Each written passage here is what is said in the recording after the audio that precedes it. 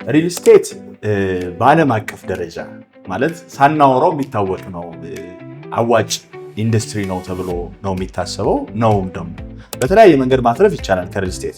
የመጀመሪያው ከክራይ የምናገኘው ገቢ ነው። በማከራየት የክራይ ገንዘብ በመሰብሰብ መጠቀም እንችላለን።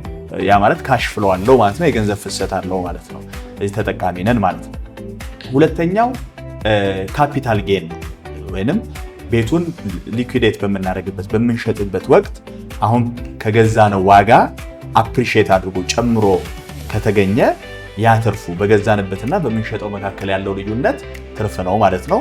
ኢኩዊቲያችን ነው ማለት ነው። አትርፈናል ማለት ነው። ስለዚህ ከካፒታል ጌንም መጠቀም እንችላለን ማለት ነው። እሺ ሰዎች እንግዲህ ነቢሎ አሁን ላይ እርግጥ የሪል ስቴት ዋጋ ቀንሷል አይደል?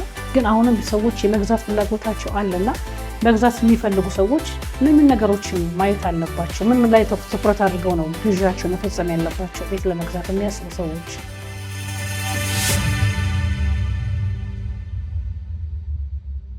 ሰላም ጤና ይስጥልኝ። ነቢል ሰመሩ ነኝ። የብሉፕሪንት ፖድካስት መስራችና ሆስት ነኝ።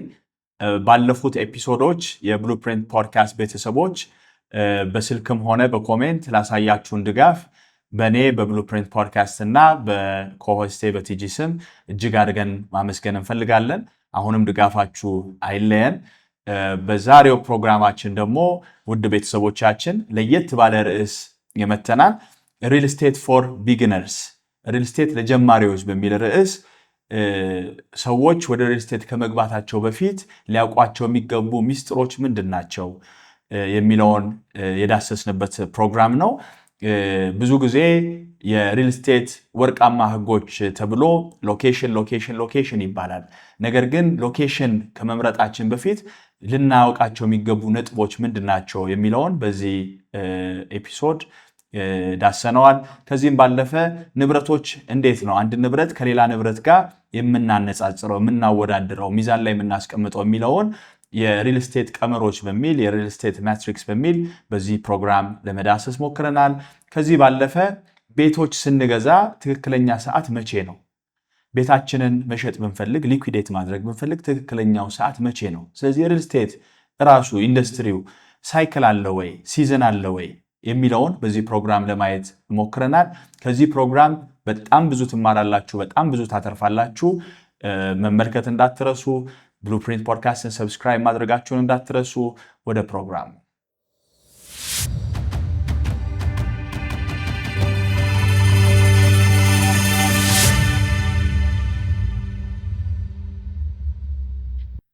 ነቢሎ ስለተገናኘን ደስ ብሎኛል። እንግዲህ ዛሬ በዋናነት እንግዲህ ብዙዎቹ የሚፈልጉት ርዕሰ ጉዳይ ነው የምናወራው ብዬ አስባለሁ። ምክንያቱም ፕሮግራማችን እኛ ፖድካስቱ ዋናነት የተቋቋመው በሪል ስቴት ኢንዱስትሪ ላይ ያሉትን መረጃዎች ለተለያዩ የርዕሰ ክፍሎች የምናቀርብበት ነውና ዛሬም ከዛ ውስጥ አንዱ እንግዲህ ወደ ሪል ስቴት ኢንዱስትሪ መግባት ፍላጎት ያላቸው ሰዎች አሉና ምን ነገሮች ማሟላት አለባቸው፣ ምን ነገሮች ያስፈልጋቸዋል በሚለው ዙሪያ ነው እንግዲህ ዛሬ ከአንተ ጋር ቆይታ የምናደርገው።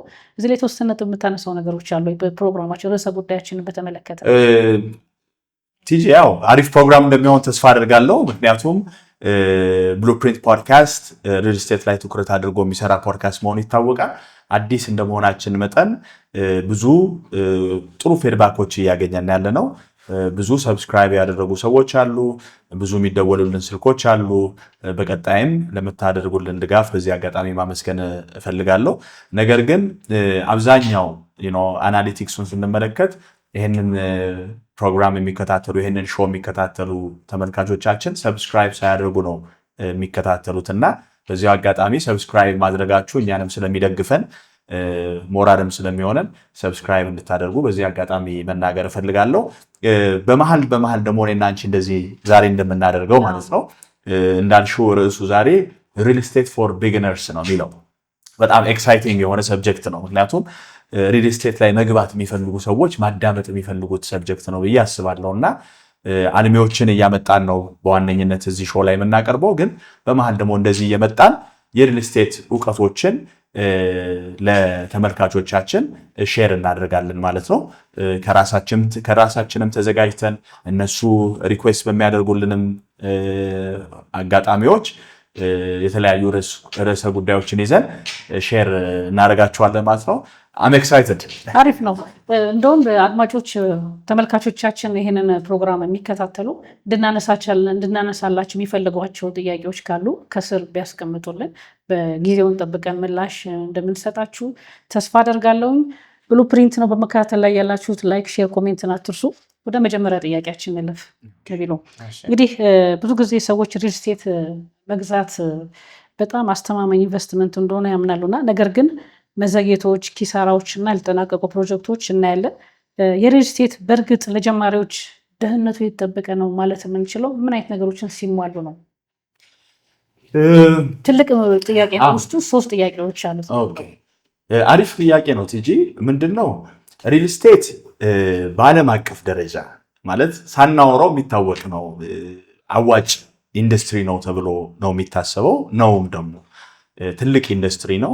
በዓለም አቀፍ ደረጃም በሀገር አቀፍም ደረጃ በጣም ትልቅ ኢንዱስትሪ ነው ሪል ስቴት ማለት ነው። ምክንያቱም ይሄ ደግሞ ማሳየው ምንድነው መሰለሽ፣ ለምሳሌ ከሌሎች የኢንቨስትመንት ዘርፎች ጋር ብታነጻጽሪው የዘርፉ ባለሙያዎችም ይሄንን ያደርጋሉ። የተለያዩ ጽሁፎች ይወጣሉ። ለምሳሌ ሪል ስቴትን ከወርቅ ጋር ያነጻጽራሉ። ሪል ስቴትን ከስቶክ ማርኬት ጋር ያነጻጽራሉ።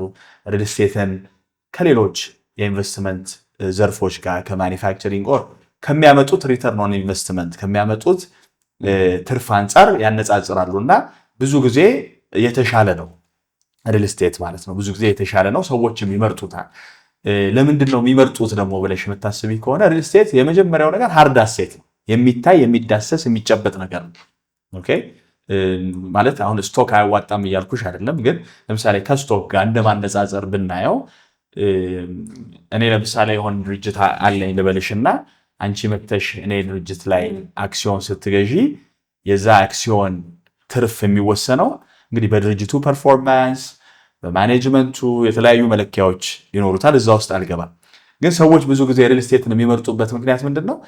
በቃ የሚታይ የሚዳሰስ የሚጨበጥ ነገር ነው፣ የምታየው ነገር ነው። ስለዚህ ትውልድም የሚሻገር የምታወርሽው ሪስኩም በአንጻራዊ ደረጃ ሪስክ የለውም እያልኩ ሳይሆን ሪስኩም ዝቅ ያለ ነው ተብሎ ይታሰባል እና ሪል ስቴት አዋጭ ነው ልንል እንችላለን። ግን አዋጭ የሚሆንበት ምክንያቶች እንዳሉ ሆኖ አዋጭ የማይሆንበትም ጊዜያቶች አሉ። ሁለቱም ግን ትነግራለህ። አዋጭ የሚሆንበት በምንድን ነው? አዋጭ የማይሆንበት በየትኛው ነው? ሁለቱንም አያይዘህ ትነግራለህ። አዋጭ የሚሆንበት ሁኔታዎች ብዙ ፋክተሮች ቢኖሩትም አንደኛ ኢንቨስት ስለምታደርጊው ፕሮፐርቲ በደንብ የጠለቀ መረጃ ሲኖርሽ፣ ስለ ኢንዱስትሪ አሁን ሪል ስቴት ኢንዱስትሪ ነው። እንደ ስቴጁ ብትመለከችው ሪል ስቴት ትልቅ ኢንዱስትሪ ነው። ስለዚህ ስለ ኢንዱስትሪው ማወቅ በደንብ ሪል ስቴት ምንድን ነው የሚለውን ማለት ነው ምናየው ይሆናል። ከዛ ደግሞ ካምፕኒዎች አሉ፣ እዛ ኢንዱስትሪ ውስጥ የሚሳተፉ ተዋናይ ካምፕኒዎች አሉ። ሪል ስቴት ላይ ኢንቨስት ማድረግ አለብኝ ከሌሎች አሴት ክላሶች ከሌሎች የኢንቨስትመንት ዘርፎች እዚህ ላይ ኢንቨስት ባደርግ ለመኖሪያ ብቻ አይደለም እያወራን ያለው፣ አሁን ስለ ኢንቨስትመንት እያወራን ስለሆነ ነው። ባደርግ ትርፋማ ነኝ ብለሽ አስበሽ ኦኬ ቅድም የጠቀስናቸው ለምሳሌ ወርቅ ላይ ኢንቨስት ባደርግ፣ ስቶክ ላይ ኢንቨስት ባደርግ ወይንም ሌሎች ነገሮች ላይ ኮሞዲቲስ ላይ ኢንቨስት ባደርግ ብለሽ ሪል ስቴትን ከነዚህ እና ከሌሎች ኢንቨስትመንት አማራጮች ጋር አነጻጽረሽ ያዋጣኛል ለማለት ኢንዱስትሪውን ማወቅ ያስፈልጋል መጀመሪያ። ከዛ ሪል ስቴትን ደግሞ ኢንዱስትሪውን ካወቅን በኋላ ደግሞ ተዋናዮቹን ካምፓኒዎችን ደግሞ ማጥናት ያስፈልጋል። የትኛው ካምፓኒ ላይ ኢንቨስት ባደርግ ወይንስ እንደ ዴቨሎፐር ነው ኢንቨስት ማድረግ የምፈልገው ወይንስ ያው ሪል ስቴት በኢንቨስተር እና በኢንቨስተር መካከል የሚደረግ ግብይት ነው። ያ ማለት ነው አልሚውም ኢንቨስተር ነው፣ ከአልሚው የሚገዛውም ባየር እንችላለን ማለት ነው። ቢ2ቢ ነው ማለት እንደው ቢዝነስ ቱ ቢዝነስ ነው ማለት ልንችል እንችላለን። ስለዚህ ጥናት እውቀት ላይ መሰረት ያደረገ ከሆነ ትርፋማ ሊሆን ይችላል ማለት ነው። ትርፋማ የሚሆንበት ደግሞ በቂ መረጃ ሳንይዝ ስለ ኢንዱስትሪው በስማ በለው ከሆነ ማለት ነው። ምናልባት አንዳንድ ሰዎች የገቡበት ለእኔም ይሆነኛል ብለው ብዙ ሰዎች እንደዚህ አይነት መግባት ነገር አለና ትክክል አይደለም እያልከኝ ነው ያለው። መረጃ ያስፈልጋል፣ እውቀት ያስፈልጋል። at the end of the day ውሳኔው ያንቺ ነው የሚሆነው አይደለ? መረጃ ልትሰበስቢ ትችላለሽ። ለምሳሌ ይህን ፖድካስት የሚከታተሉ ሰዎች የእኛም ዓላማ ኢንፎርምድ የሆነ መረጃ ላይ መሰረት ያደረገ ውሳኔዎች፣ ስሎጋናችን እንደምታየው ነው ታውቂዋለሽ። ፎር ስማርት ሪል ስቴት ሙቭስ ነው የሚለውና ፎር ስማርት ሪል ስቴት ሙቭስ ብለን ያወጣንበት ምክንያት ምንድነው? የኛ ኃላፊነት መረጃ መስጠት ነው። ያንን መረጃ ሰብስቦ ግን የመጨረሻ ውሳኔውን የሚወስነው ኢንቨስተሩ ነው ወይንም ተመልካቹ ነው ማለት ነው። ኦኬ። ስለዚህ ኢንፎርምድ የሆነ ዲሲዥን ለመወሰን ስለ ካምፓኒዎች፣ ስለ ኢንዱስትሪው፣ ኦኬ፣ ስለ አዋጭነቱ በስነስርዓት ጥናት ማድረግ ያስፈልጋል። ያንን ካላደረጉ ግን ሪስኩ ደግሞ ከፍተኛ ይሆናል ማለት ነው። ጥሩ ነው። ጥሩ ቆይታ እያደረግን ነው። እንግዲህ ወደ ሁለተኛው ጥያቄ ልለፍ። ሪል ስቴት ስንል ምን ማለታችን ነው? ሪል ስቴት ብለን የምንጠራቸው የትኞቹ ናቸው? እስቲ ሪል ስቴት የሚባለው ራሱ የት ሀገር ቋንቋ ነው? ስሜቱ የምታውቀው ነገር አለ? የተወሰነ ነገር ሪል ስቴት የሚለው እንግሊዝኛ ቋንቋ ነው። የሀገር ውስጥ የኛ የምንጠቀምበት ቋንቋ አይደለም፣ ግን ብዙዎቻችን የምንጠቀመው ሪል ስቴት እያለ ነው የምንጠቀመው። እና ሪል ስቴት ስንል ምን ማለታችን ነው? የትኞቹ ናቸው ሪል ስቴት ብለን የምንጠራቸው? በጣም አሪፍ ጥያቄ ነው። ያው ሪል ስቴት ዴፊኒሽኑ ተመሳሳይ ነው። እኛ ሀገርም አሁን በቅርቡ የወጣው 1357 አዋጅ ሪል ስቴትን ዲፋይን የሚያደርገው ማንኛውም ከመሬት በላይ የሚሆን በታች ያለ ግንባታ፣ መሬት ላይ ግንባታ፣ ላንድ መሬትን እሴት ስትጨምሪበት ሪል ስቴት ነው የሚባለው ብሎ ነው ዲፋይን የሚያደርገው። በዓለም አቀፍም ደረጃ እንደዛ ተብሎ ነው የሚቀመጠው። ግን ትንሽ ከዴፊኒሽኑ ደግሞ ሌላ ወጣ ብለን ዲፋይን ለማድረግ ብንሞክር አንደኛ ካሽ ፍሎ ያለው አሴት ነው ይባላል። አሁን ሪል ስቴት አሴት ነው፣ ንብረት ነው ይባላል። ንብረት ራሱ ምንድን ነው ብለን ስናይ ማንኛውም ገቢ ወደ ኪስሽ የሚያስገባ ነገር ንብረት እንለዋለን። ስለዚህ አሁን ሪል ስቴት አሴት ነው፣ ሊያቢሊቲ ነው። ሊያቢሊቲ ደግሞ አሁን ለምሳሌ ወጪ ማለት ነው አይደለ? ማንኛውም ከኪስሽ ወጪ የሚያስወጣሽ ነገር ሊያቢሊቲ ተደርጎ ይቆጠራል። ስለዚህ እንደ ንብረት እንድታዩት ይችላልሽ ሪል ስቴትን። ያ ማለት አከራይተሽ ገቢ ካሽ ፍሎ ያመጣል፣ ብትሸጪው ካፒታል ጌን ወይንም ትርፋማ ያደርግሻል። ሌላው ሌቨሬጅን ይፈቅዳል ሪል ስቴት። ሌቨሬጅ ኢንቨስትመንትን ሌቨሬጅ ስንል ነገሮችን ማቅለል ማለት ነው። ነገሮችን ማቅለል ማለት ለምሳሌ 100% ከፍለሽ አንድን ቤት መግዛት ማትቺ ከሆነ ተበድረሽ ከባንክ ተበድረሽ አንቺ 30% ቅድመ ክፍያ ከፍለሽ 70%ቱን ደግሞ ባንክ አበድሮሽ የምትገዢ ከሆነ ሌቨሬጅ አለሽ ማለት ነው። ስለዚህ ሌቨሬጅንም ይፈቅዳል ማለት ነው ሪል ስቴት። ሌላው ኢትስ አ ሄጅ አጌንስት ኢንፍሌሽን፣ ኢንፍሌሽንን መቋቋም የሚችል አሴት ክላስ ነው ተብሎ ይታሰባል። ምክንያቱም አንዴ ከፍ ቢልም አንዴ ዝቅ ቢልም ዋጋው መዋዠቅ አይነት ብለን የቤት ዋጋ መዋዠቅ ቢኖርም በሎንግ ተርም ግን በረጅም ጊዜ ትርፋማ ሊያደርግ የሚችል የኢንቨስትመንት ዘርፍ ነው ተብሎ ይታሰባል። እና ሪል ስቴትን በዚህ መንገድ ዲፋይን ልናደርገው እንችላለን። ማንኛውም መሬት ላይ ከመሬት በላይ ወይም ከመሬት በታች የሚደረግ ግንባታን ያካተተ አዋጁ ዲፋይን በሚያደርገው መንገድ። ሌላ ደግሞ በሲምፕል ቋንቋ ለማውራት ገቢ ያለው ቅድም እንዳልነው አከራይተሽ ገቢ ልታገኝበት የምትችልበት፣ ስትሸጪው ትርፍ ሊኖረው የሚችል ሌቨሬጅ ያለው ከኢንፍሌሽን ከዋጋ ግሽፈት ራስሽን ልትከላከይበት የምትችው አሴት ክላስ ነው። ለምሳሌ አሁን አይተሻል። አሁን ባለንበት ወቅት የተለያዩ ማርኬት ላይ ስቴቢሊቲ በማይኖርበት ጊዜ ሰዎች ወደ ወርቅ ይሄዳሉ። ወርቅ ላይ ኢንቨስት ያደርጋሉ። የወርቅ ዋጋ ከፍ ሊል ይችላል፣ ዝቅ ሊል ይችላል። ግን ወርቅ ከፊያት መኒ ወይንም ከብር የተሻለ ስቶር ኦፍ ቫሊዩ ይኖረዋል። ኢንፍሌሽን ይከላከላል፣ የዋጋ ግሽፈትን ይከላከላል ተብሎ ስለሚታሰብ ሰዎች ልክ እንደ ወርቅ ሪል ስቴት ላይም ኢንቨስት ያደርጋሉ ማለት ነው። ስለዚህ በዚህ መንገድ ዲፋይን ልናደርገው እንችላለን ማለት ነው ሪል ስቴትን። በጣም አሪፍ። ሌላው በሪል ስቴት አይነቶች ብለን የምንጠራቸው ምንድን ናቸው? በስንት ይከፈላል? አይነቶች ውስጥ ምንድን ናቸው ሪል ስቴት ብለን የምንጠራው? ቋሚ ካወራን አንጻር አይነቶቹን ደግሞ እንመልከት በከታይነት። ሪል ስቴት አይነቶች ወደ 4-5 ልንከፍላቸው እንችላለን። በደንብ የተለመደው በተለይ እኛ ሀገር ላይ ብዙዎቹ በ4 ይከፍሏቸዋል፣ አንዳንዶቹ ደግሞ 5 ይከፍሏቸዋል። 4ቱን ሰርተን 5ኛ የሚጨምሩት የትኛውን ነው? በ4 ይሉኛል። እኔም ራሱ እንደ በስራ ይገጥመኛል። ግማሾች በ4 ይላሉ፣ በ5። አንተ ከየትኛው ነው? በ4 ነው በ5? ኢት ዲፔንድስ። በ5 ማድረግ እንችላለን። ለምሳሌ ብንጠቅሳቸው ሬዚደንሻል የምንለው አለ፣ የመኖሪያ አለ፣ ኮመርሻል የምንለው አለ፣ የንግድ ማለት ነው። ከዛ በኋላ ኢንዱስትሪያል አለ፣ ለኢንዱስትሪ አገልግሎት የሚውሉ ስፔሻል ፐርፐዝ የምንላቸው አሉ። ለምሳሌ ሆስፒታልስ፣ እንደ ሆስፒታል ሆቴልስ፣ እነዚህ ያሉ የእምነት ተቋማትንም ከጨመርሽ ሪል ስቴቶች ናቸው። የትኛው ላይ የሚገባው እሱ አሁን ኮሜርሻል ውስጥ ነው የሚገባው? ስፔሻል ፐርፐዝ ብለሽ በአራት ልታጠቃልዩ ትችያለሽ። እንደውም ባለፈው ከኢንጂነር ደሳለኝ ጋር በነበረን ቆይታ ኢቨን ጨረቃ ቤት ሪል ስቴት ነው ሲል ነበር እና ስለዚህ በካታጎሪ ብናደርጋቸው በአራት ብንይዛቸው ለምሳሌ መኖሪያ ሬዚደንሻል መኖሪያ ደግሞ ስትይ መኖሪያ ውስጥ ደግሞ የተለያዩ የመኖሪያ ቤቶች አሉ አይደለም። ለምሳሌ ቪላ ቤቶች ሰርቪሶች ሊኖሩት ይችላሉ። ሲንግል ፋሚሊ የምትይው ውጪ ሲንግል ፋሚሊ የሚሉት አለ። አንድ ቤተሰብ ብቻ የሚኖርበት አለ። ኮንዶሚኒየም አለ። መንግስት የሚሰራቸው ሊሆኑ ይችላሉ። ፕራይቬት ሴክተሩ የሚሰራቸው አፓርትመንቶች ነው አሁን የተለመደው። እሱም እንደ ሪል ስቴት ነው የሚቆጠረው። ዱፕሌክስ የምትይው አለ። ዱፕሌክስ ማለት አንድ ቤት ላይ ሁለት በር ኖሮ ተላይና ታች ሲኖረው ዱፕሌክስ ይባላል። ማለት ነው። እንደ ቆጥ ያለው ሲሆን ቆጥ ያለው ዱፕሌክስ ልንለው እንችላለን። ታውን ሃውሶች አሉ። ስለዚህ እነዚህ ሬዚደንሻል የመኖሪያ ሪል ስቴት ለመኖር የሚያገለግሉ የሪል ስቴት አይነቶች ናቸው። ሁለተኛው ደግሞ ኮሜርሻል ሪል ስቴት የምንለው ለንግድ አገልግሎት የሚውል ሪል ስቴት ደግሞ አለ። አሁን እኛ ሀገር አዳዲስ የመጡ ኮሜርሻል የንግድ ሱቆች ላይ ብቻ ትኩረት አድርገው የሚሰሩ የሪል ስቴት ካምፓኒዎች ሄሬንዴር ብቅ እያሉ ነው።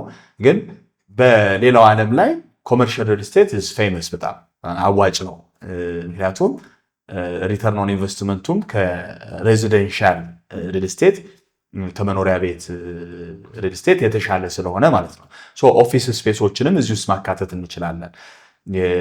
ሱቆች፣ ኦፊስ ስፔሶች፣ ኮወርኪንግ ስፔሶች እነዚህን ኮመርሻል በአጠቃላይ ለንግድ አገልግሎት የሚውሉ የሪል ስቴት አይነቶችን ኮመርሻል ውስጥ እንከታቸዋለን ማለት ነው። ኢንዱስትሪያል ሪል ስቴት ደግሞ የምትይው ልክ ስሙ እንደሚጠቅሰው ዌር ሃውሶች ሪል ስቴቶች ናቸው አይደለም። አከራይተሽ ገቢ ታገኝበታለሽ። ለማኒፋክቸሪንግ ለማምረት ትገለገይበታለች። ስለዚህ ሬዚደንሻል ተብለው ይያዛሉ ማለት ነው። ላንድ ራሱ ሪል ስቴት መሬት ራሱ ባዶ መሬት እንደ ሪል ስቴት ነው የሚቆጠረው።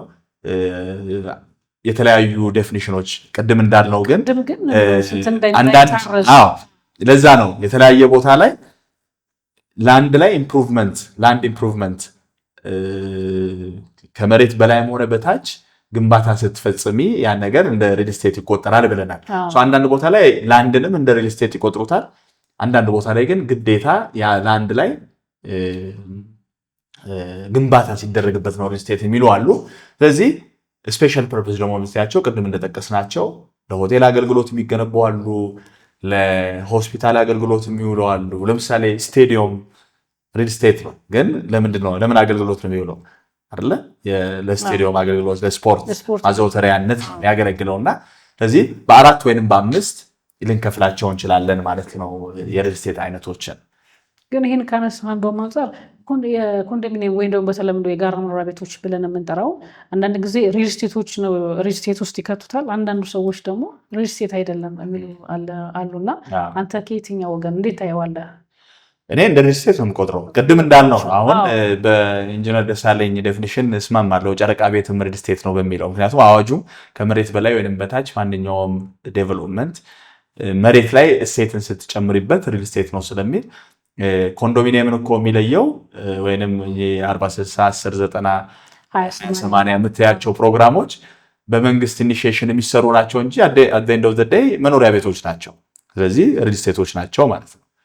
ውስጥ ያለው ነገር ነው ወይ ሊለይ የሚችለው ወይስ ዲዛይኑ ነው? ሁለቱ ላይ ልዩነት ያለው የጋራ መኖሪያ ቤቶች ላይ እና ሪል ስቴቶች ላይ ዲዛይናቸው ነው ውስጥ ያሉት ነገር ፋሲሊቲው ነው ልዩነት የሚፈጥረው። እንግዲህ አሚኒቲው ለከተማ ያለው አፕሮክሲሜት ላይ ቀረቤታ፣ ሎኬሽን፣ ጥራት ያው እነዚህን ነገሮች በግል መገንባታቸውና በመንግስት መገንባታቸው እነዚህ ናቸው። ግን እንደ ዴፊኒሽን ጠቅለል አድርገን ሪል ስቴት ነው ወይስ ሪል ስቴት አይደለም የሚለውን የምንመለከት ከሆነ እንደኔ ሪል ስቴት ነው ብዬ ነው ዲፋይን ማድረገው ማለት ነው። ነቢል ወደ ቀጣዩ ጥያቄ ሲነርፍ እስካሁን እንግዲህ የነበረን ቆይታ ቆንጆ ነው። እስቲ ከሪል ስቴት እንዴት ነው ትርፋማ መሆን የሚቻለው? ምን ነገሮች ቢጠቀሙ ሰዎች እንግዲህ አሁን የሚያዳምጡን እንግዲህ መፍትሄውን ይፈልጋሉና እንዴት ነው ትርፋማ መሆን የሚችሉበት መንገድ መጠቀም ያለባቸው? ያው ሪል ስቴት ወይንም ቤት ሰው የሚገዛው ለተለያየ ፐርፐዝ ነው፣ ለተለያየ ዓላማ ነው የሚገዛው። አንደኛው ለመኖሪያ ነው። ልክ የሪል ስቴት አይነት ብለን ሬዚደንሻል ወይንም የመኖሪያ ሪል ስቴት እንዳልነውላ ዓላማው ራሱ ለመኖር ብሎ የሚገዛ አለ። ለመኖር ብሎ ሲገዛ የሚመለከታቸው እይታዎቹ ይለያያሉ። ግን ጥያቄሽን በደንብ ከተረዳሁት እንዴት ነው ማትረፍ የምንችለው ስንለው ወደ ኢንቨስትመንት ወይም ወደ ቢዝነስ ቀየር ነው ማለት ነውና እዚህ ላይ ምንድነው አንደኛ በተለያየ መንገድ ማትረፍ ይቻላል ከሪል ስቴት። የመጀመሪያው ከክራይ የምናገኘው ገቢ ነው። በማከራየት የክራይ ገንዘብ በመሰብሰብ መጠቀም እንችላለን። ያ ማለት ካሽ ፍሎ አለው ማለት ነው፣ የገንዘብ ፍሰት አለው ማለት ነው። እዚህ ተጠቃሚ ነን ማለት ነው። ሁለተኛው ካፒታል ጌን ነው። ወይንም ቤቱን ሊኩዊዴት በምናደርግበት በምንሸጥበት ወቅት አሁን ከገዛነው ዋጋ አፕሪሺየት አድርጎ ጨምሮ ከተገኘ ያ ትርፉ በገዛንበትና በምንሸጠው መካከል ያለው ልዩነት ትርፍ ነው ማለት ነው። ኢኩዊቲያችን ነው ማለት ነው። አትርፈናል ማለት ነው። ስለዚህ ከካፒታል ጌንም መጠቀም እንችላለን ማለት ነው። ሶስተኛው ከሪል ስቴት ልንጠቀምበት የምንችለው መንገድ ኪሳራን ከመከላከል አንጻር በምን አይነት መልኩ እስቲ ኪሳራ ላይ አሁን ብዙ ሰዎች እንግዲህ ከሰረን ሲሉ እንሰማለን እና ምን አይነት መከላከያዎችን ይጠቀሙ? ምን ያድርጉ? ራሳችንን ከኪሳራ መከላከል ስል ከምን አንግል ነው እያወራው ያለሁት? ከኢንፍሌሽን ወይም ከዋጋ ግሽበት ራሳችንን መከላከል እንችላለን ማለት ነው። ያ ማለት የብር የመግዛት አቅም በየጊዜው እየቀነሰ ነው፣ እየወረደ ነው እየመጣ ያለው። ስለዚህ ለምሳሌ ባነጻጽርልሽ ብር ሴቭ አድርገሽ ባንክ ላይ ስታስቀምጪ የምታገኘው ኢንተረስት ሬት አለ አይደለም? ወይንም ፊክስድ ዲፖዚት አድርገሽ የምታገኘው ኢንተረስት ሬት አለ።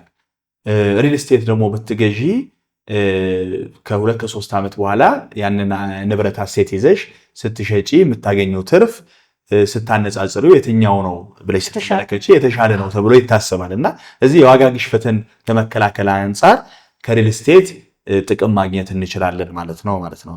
ቅድምም የጠቀስኩትን ሌቨሬጅ ይሰጥሻል ማለት ሙሉ ንብረቱን ግዴታ ያው የሞርጌጅ ፋይናንሲንግ እኛ ሀገር ብዙ አልተጀመረም። አንዳንድ የተጀመሩ ነገሮች አሉ።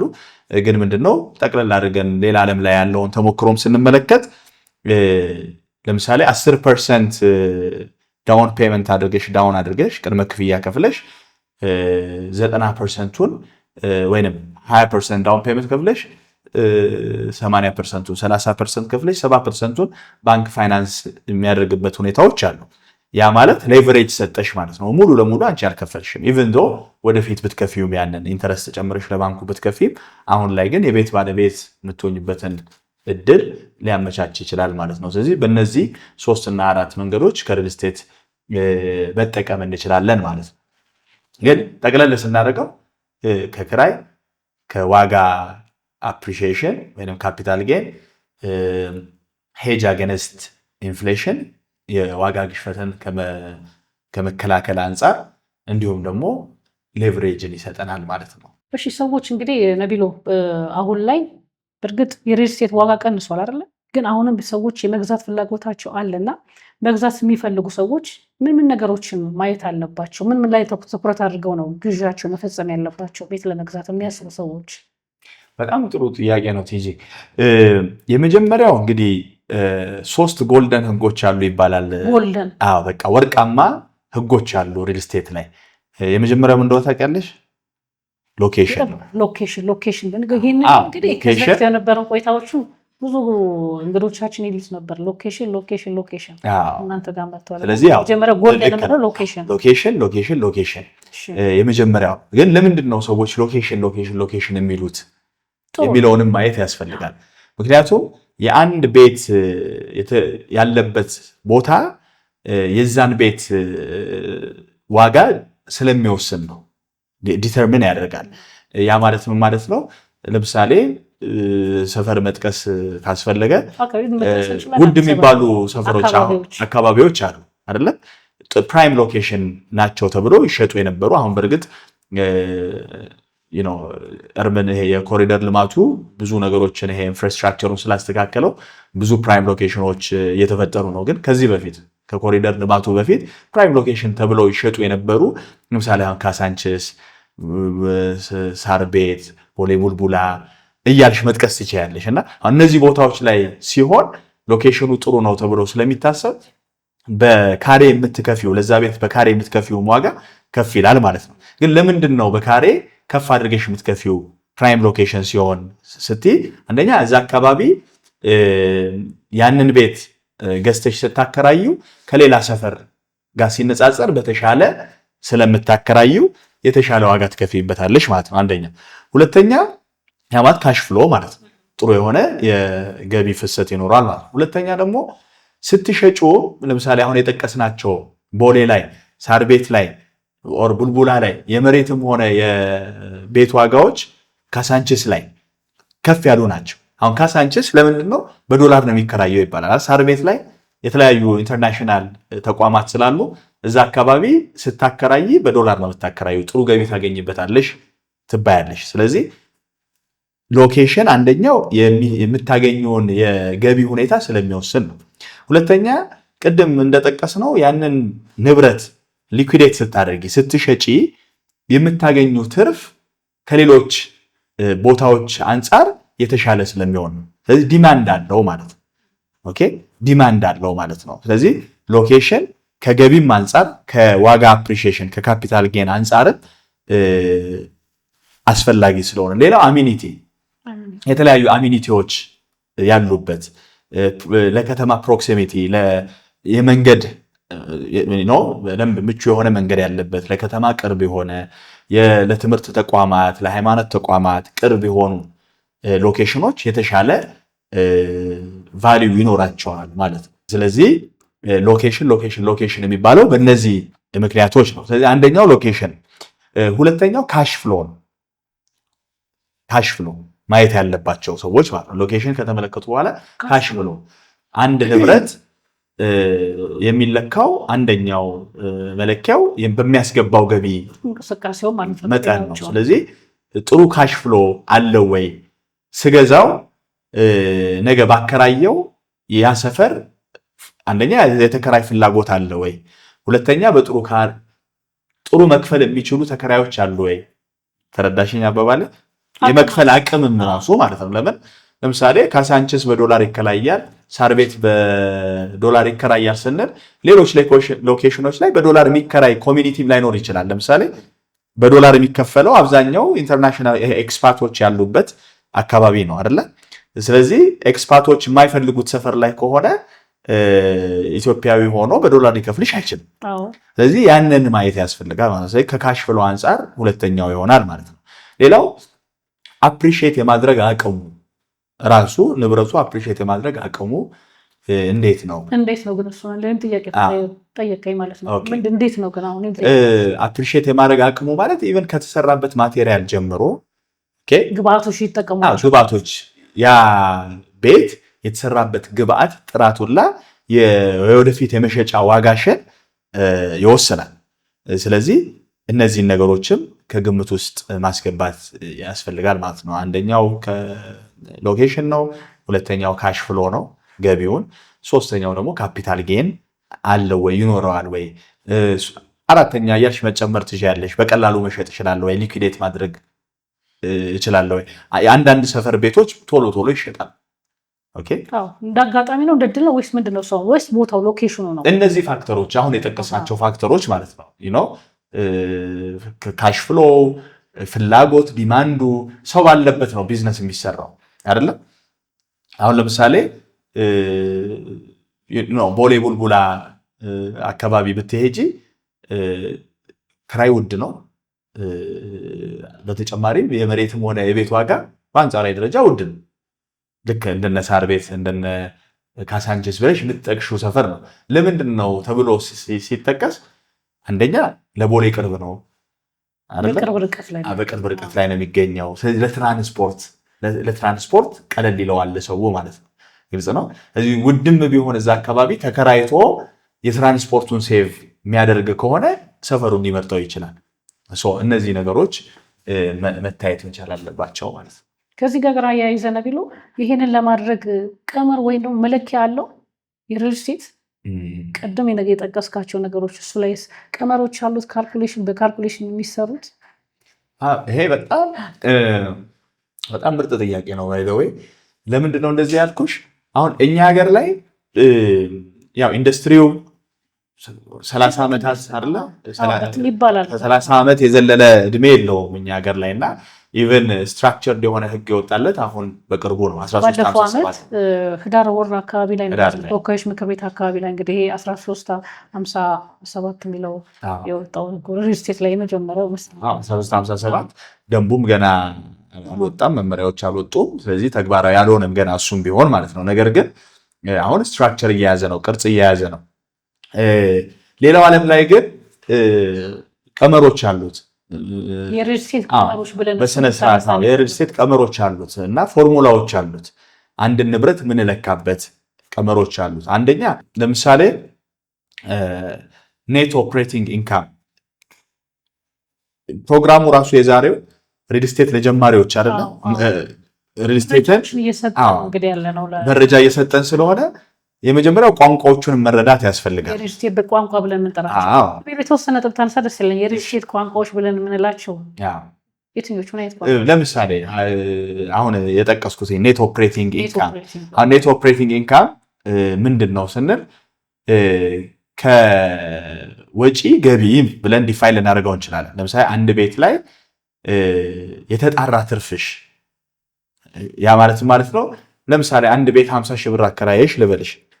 አሁን ይሄ ግሮስ ኢንካምሽ ነው፣ ጠቅላላ ገቢሽ ነው እንጂ የተጣራ ትርፍሽ አይደለም። በቅርብ የወጡ የተለያዩ የፕሮፐርቲ ታክስ አዋጆች አሉ እንደምታውቂው። ከዛ ውጪ ሜንቴናንስ ወጪዎች ይኖሩብሻል አይደለም? ለመብራት ለውሃ ማለት አከራይተሽ ተከራዩ ሊሸፍን ይችላል። ግን ሜንቴናንስ ወጪ ይኖርብሻል፣ ኢንሹራንስ ወጪ ይኖርብሻል፣ ታክሶች ይኖሩብሻል። እነዛን ሸፍነሽ የምታገኘው የተጣራ ኢንካም ነው ኔት ኦፕሬቲንግ ኢንካም የሚባለው ማለት ነው። ስለዚህ አንደኛው ኔት ኦፕሬቲንግ ኢንካም ምንድን ነው? ተመልካቾቻችንም እኛ ትንሽ ሃይላይቱን ከሰጠናቸው ሞር ዲቴሉን ገብተው ማየት ይችላሉ፣ ራሳቸው ማንበብ ይችላሉ፣ ቪዲዮዎች ማየት ይችላሉ። ወደፊትም ከዚህ ጋር የተያዙ ነገሮች ፕሮግራም ልንሰራላቸው እንችላለን። እናንተም ተመልካቾቻችን እንግዲህ ከዚህ ጋር በተያያዘ የምታነሷቸው ጥያቄዎች ካሉ ከስር አስቀምጡልን፣ ምላሽ ለመስጠት እንሞክራለን። ቢሆን ቀጥላውን ኔት ኦፕሬቲንግ ኢንካም። ሁለተኛው ደግሞ ሬንተል ይልድ የሚባል አለ። ሬንተል ይልድ ማለት ከአንድ ንብረት አከራይተሽ የምታገኘውን ገቢ የምትለኪበት ቀመር ነው ወይም ፎርሙላ ነው ማለት ነው። ለምሳሌ ልስጥሽ፣ ሁለት ቤቶችን ብናነጻጽር አንድ ቤት የሆነ ሎኬሽን ላይ በ10 ሚሊዮን ብር ገዝተሽ አፓርትመንት 1 ቤድሩም ሊሆን ይችላል፣ 2 ቤድሩም ሊሆን ይችላል፣ በ50 ሺህ ብር እያከራየሽ ገቢ እያገኘሽ ነው። ሁለተኛ ደግሞ 6 ሚሊዮን ብር ገዝተሽ 6 ሚሊዮን ብር ወጪ አውጥተሽ 60 ሺህ ብር ገቢ እያገኘሽ ነው። የትኛው ነው የተሻለ? ሁለተኛው የተሻለ ነው። ለምንድን ነው? ልዩነት አለ ሁለቱ እኮ። ያኛው ትንሽ ነው፣ ይሄ ግን በጣም ሰፊ ነው። ትክክል። ምክንያቱም የመጀመሪያው ላይ 10 ሚሊዮን ነው ያወጣሽው፣ በወር የምታገኘው 50 ሺህ ነው። ስለዚህ በአመት የምታገኘውን ደግሞ አባስተሽ ትደርሽበታለሽ ማለት ነው። ሁለተኛው ላይም በተመሳሳይ ሁኔታ 6 ሚሊዮን ነው፣ ለንብረቱ ያወጣሽ ወጪ ዝቅተኛ ነው፣ ግን የምታገኘው ገቢ ከፍተኛ ነው። ስለዚህ ሬንታል ይልድ የምንለው ቀመር ምንድን ነው? የክራይ ፖቴንሻሉን አንድ ንብረትን ከንብረት የምናነጻጽርበት ክራይ ላይ በተመለከተ ኔት ኦፕሬቲንግ ኢንካም ሬንታል ይልድ የምንለው ስሙ እንደሚጠቅሰው የክራይ ገቢውን የምንለካበት ቀመር ነው ማለት ነው። ፎርሙላው እንዴት ነው የሚሆነው? በአመት የምታገኘው የክራይ ገንዘብ ይኖራል። ከዛ ደግሞ ያወጣሽበትን ወጪ አካፍለሽ የምታገኘው ፐርሰንቴጅ ማለት ነው። ስለዚህ አንዱ 6% የሚሰጥሽ ከሆነና ሌላኛው ደግሞ 10% የሚሰጥሽ ከሆነ ከፍተኛ ፐርሰንቴጅ ያለውን ትመርጫለሽ ማለት ነው። ስለዚህ ለኢንቨስትመንት ስታስቢ እነዚህን ነገሮች በቀላሉ ወረቀት ላይ አውጥተሽ መስራት ትችያለሽ። የሽያጭ ባለሙያዎች ሲያማክሩሽ ሰርቬይ ትሰሪያለሽ። እዛ አካባቢ ክራይ እንዴት ነው ትያለሽ፣ እዚህ አካባቢ ክራይ እንዴት ነው ትያለሽ፣ ለዚህ ስንት ነው ማወጣው ትያለሽ፣ ለዛ ስንት ነው ማወጣው፣ ስለዚህ በአመት ባከራየው ይሄን ያህል አገኛለሁኝ ትያለሽ። ኔት ኦፕሬቲንግ ኢንካም ብለናል አይደለ? ታክሱ ስንት ነው፣ ኢንሹራንስ ስንት ነው፣ ሜንቴናንስ ስንት አወጣለሁኝ፣ ፕሮፌሽናል በሆነ መንገድ ለመስራት የምታስቢ ከሆነ ማለት ነው። እና ስለዚህ ሁለተኛው ሬንታል ይልድ ነው ማለት ነው። በዚህ መንገድ ከክራይ የምናገኘውን ገንዘብ ማወቅ እንችላለን። ሌሎችንም መጥቀስ ይቻላል። ሶስተኛ ብለን ለምሳሌ መጥቀስ የምንችለው ካፕሬት ምንለዋል። የተማርኩ ነው ተመልካቾቻችን እኩል እኔም የተማርኩ ነው። ቃላቶቹን የሪል ስቴት ቃላቶችን ነው እንግዲህ እየተካተልን ያለውና ካፕሬት ደግሞ የምንለው ንብረቱ አጠቃላይ የሚያገኘውን ካሽ ፍሎ የምትለኪበት ቀመር ነው። አንድ ንብረት ከሌላ ንብረት ካፕሬቱ ከፍተኛ ነው ዝቅተኛ ነው ብለሽ ለመወሰን የምንጠቀምበት ቀመር ነው። ይሄ ደግሞ እንዴት ነው የሚሆነው? ኔት ኦፕሬቲንግ ኢንካምሽን መጀመሪያ ታውቂያለሽ። ያው ኔት ኦፕሬቲንግ ኢንካም ማለት የተጣራ ገቢ ነው ብለናል። እዚህ ኔት ኦፕሬቲንግ ኢንካምሽን ለዛ ንብረት ባወጣሽው ወጪ አካፍለሽ የምታገኘው ፐርሰንት ነው። ያ ማለት በቃ የተጣራ ኢንካም ለምሳሌ በአመት ውስጥ 600 ሺህ ብር የምታገኝ ከሆነና ቤቱን የገዛሽው በ10 ሚሊዮን ብር ከሆነ 600 ሺህን በ10 ሚሊዮን አካፍለሽ የምታገኘው ፐርሰንት ይኖራል። ስለዚህ ካፕሬቱን አወቅሽው ማለት ነው። የዛን ንብረት ካፕሬቱን አወቅሽው። ከዛ ሌላ ንብረት ደግሞ ስትገዢ በተመሳሳይ ሁኔታ ቀመሩን አይተሽ ሚዛን ላይ የምታስቀምጭበት ቀመር ነው። ሌላው በእርግጥ ዲቴል ሌላ ጊዜ ራሱን የቻለ ካልኩሌሽን እንዳልሽው ወይ ዋይት ቦርድ ነገር አንስተን ለተመልካቾቻችን እነዚህን ቀመሮች በዲቴል እና በጥልቀት ምናይ ይሆናል ማለት ነው። ሌላ ካሽ ኦን ካሽ የሚባል አለ። ካሽ ኦን ካሽ ማለት በካሽ የምትገዢ ከሆነ ባወጣሽው ካሽ ልክ ምን ያህል ገቢ ያስገኝልኛል ብለሽ እሱን ካልኩሌት የምታደርጊበት ቀመር ነው ማለት ነው። ካሽ ኦን ካሽ ባለፈው ኢንጂነር ደሳለኝም በነበረን ቆይታ ነካክቶት አልፏል እና ለምሳሌ በምን ያህል ጊዜ መልሰዋለውም ሊሆን ይችላል። ለምሳሌ 10 ሚሊዮን ብር የገዛሽው ቤት መቼ ይመለሳል? 10 ሚሊዮኑ መቼ ይገባል ወደ ኪስሽ? በ5 ዓመት፣ በ3 ዓመት፣ በ4 ዓመት ብለሽ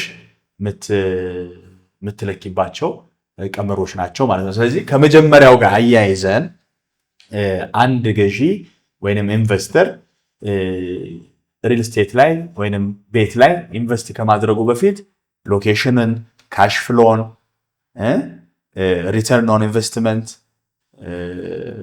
ካፒታል ጌን እና እነዚህን ቀመሮች ሬንታል ይልድ ማለት የክራይ ምን ያህል ክራይ ያስገኝልኛል፣ ካፕሬቱ ምን ያህል ነው፣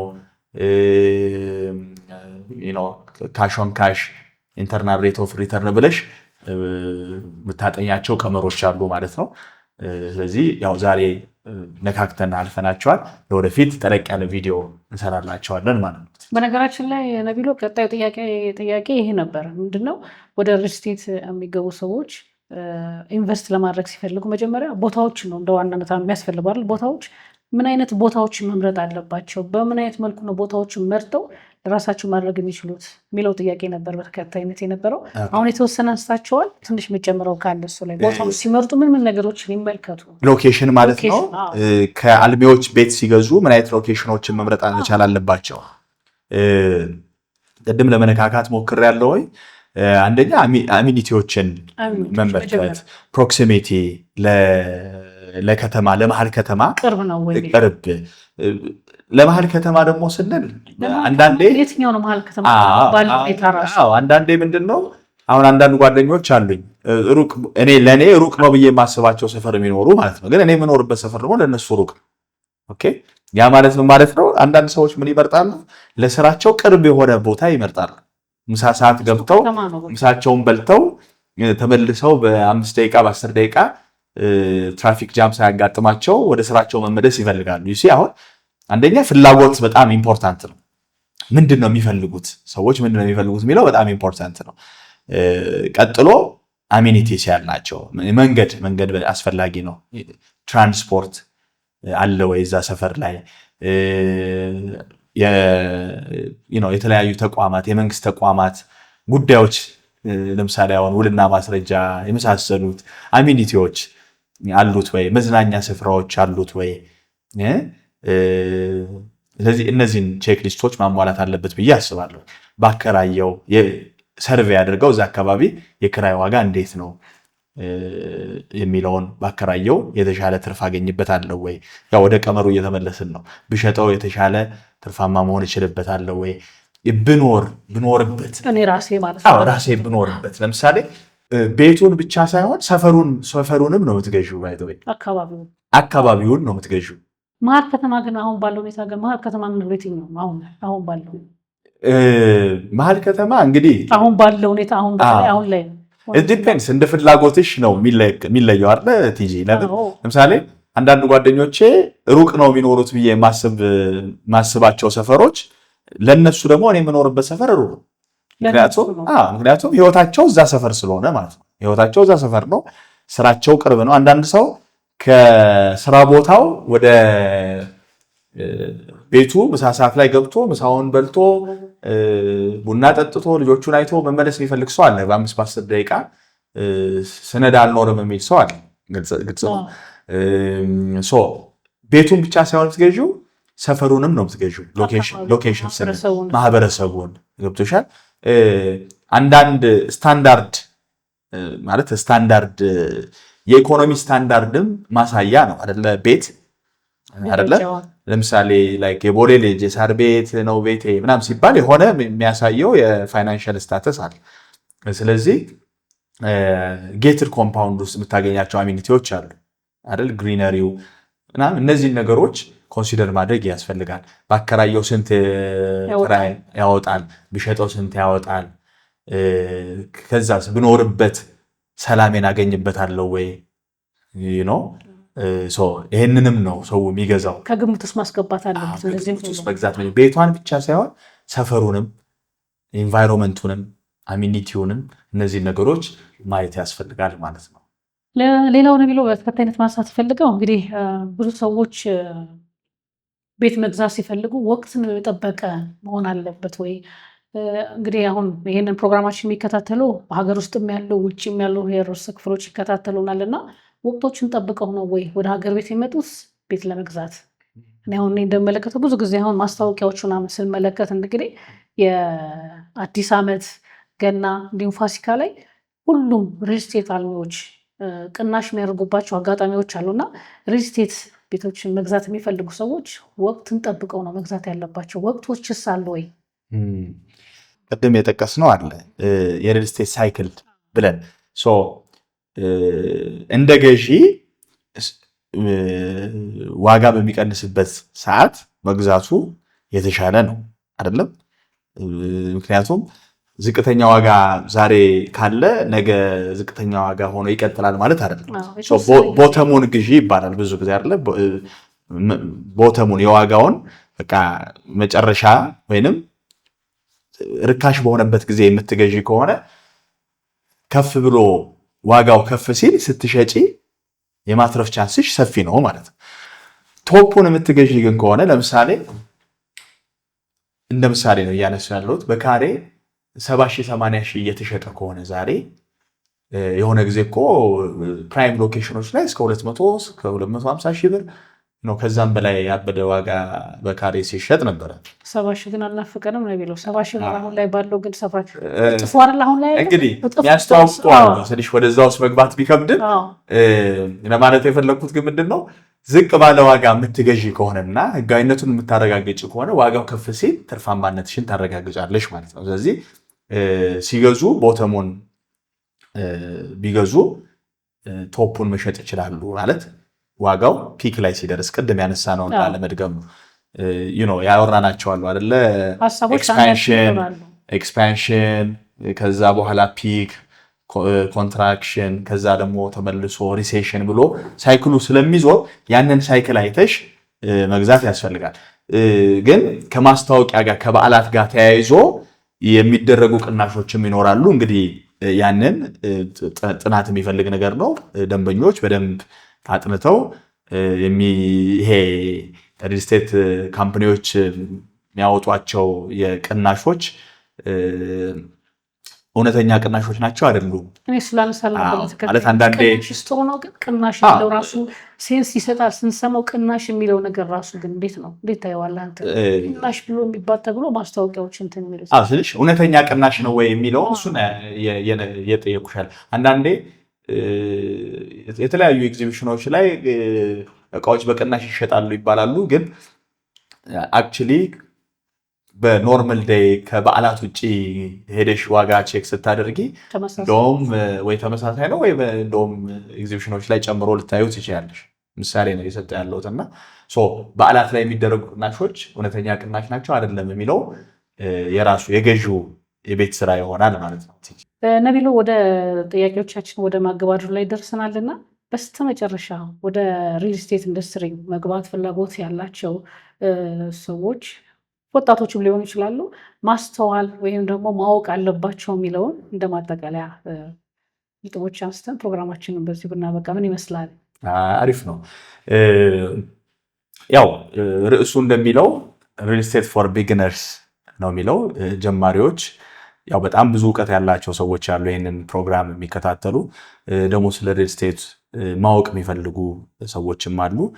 ስለዚህ የሆነ ኢንፎርማቲቭ የሆነ የተወሰነ መረጃ ያገኙበት ነው ወይንም ያገኙበታል ብዬ አስባለሁ። እና ምንድነው የመጨረሻ ማጠቃለያ ሐሳቤ ኢንዱስትሪው በእውቀት እንዲመራ